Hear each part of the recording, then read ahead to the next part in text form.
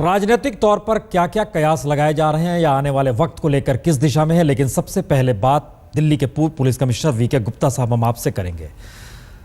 शुरुआत में 32 घंटे पहले अरविंद केजरीवाल दिल्ली के मुख्यमंत्री ने आरोप लगाया था दिल्ली का पुलिस कमिश्नर पैसे खाता है और पैसे गृह मंत्री तक जाते हैं।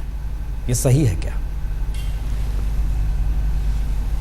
इन सब आरोपों का कोई आधार होना चाहिए और ये बिल्कुल ही निराधार बातें हैं। और मैं समझता हूँ कि after supreme court directions there is a police establishment board which is comprising of very senior police officers headed by Commissioner of Police so far as lower functionaries are concerned, and in respect of senior officers this board is headed by the Lieutenant Governor of Delhi.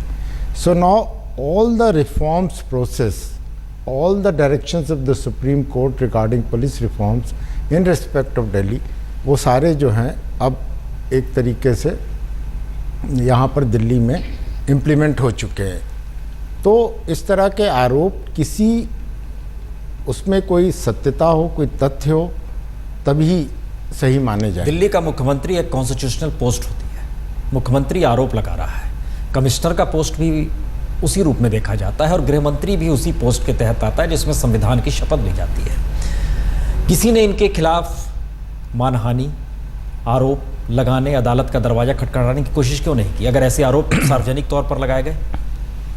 जहाँ तक मेरा ख्याल है ये सारी घटनाक्रम शुरू हुआ है जब पूर्व गृह सचिव ने कुछ इस तरह की बातें की थी।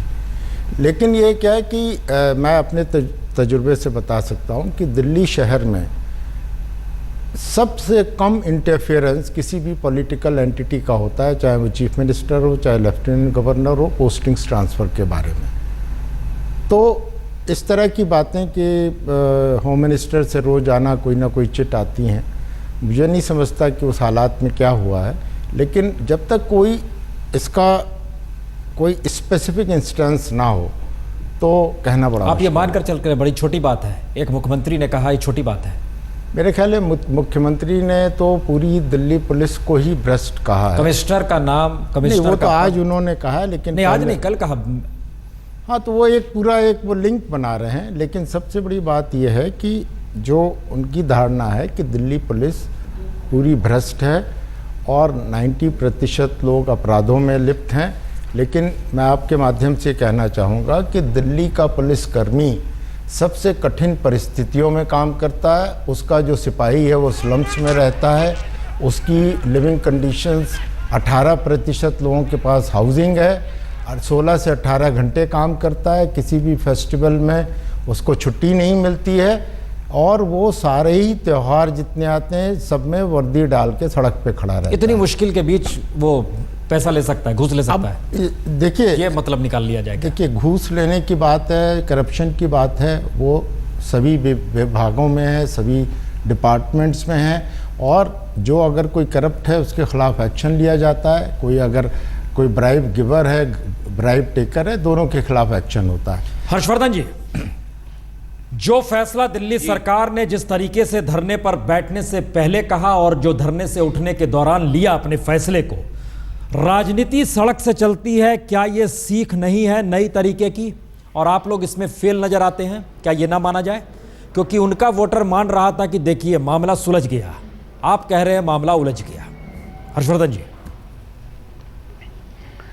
देखिए, इस तरह की राजनीति उन्हीं को मुबारक है जिसमें वो मर्यादाओं को तोड़ते हैं, जिसमें वो संविधान का अपमान करते हैं, जिसमें वो गणतंत्र का अपमान करते हैं, जिसमें वो देश के आम आदमी का अपमान करते हैं और हर रोज अपने स्टेटमेंट्स को बदलते हैं।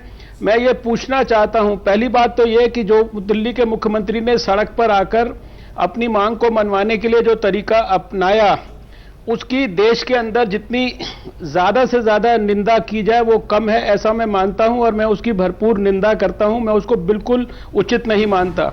दूसरी बात, अगर उन्होंने उस तरीके को अपनाया था और उन्होंने कहा कि दिल्ली के अंदर पुलिस के फलाने ऑफिसर्स जो हैं गलत हैं, भ्रष्ट हैं, या इन्होंने अमर्यादित व्यवहार किया है, इसके कारण इनको सस्पेंड होना चाहिए।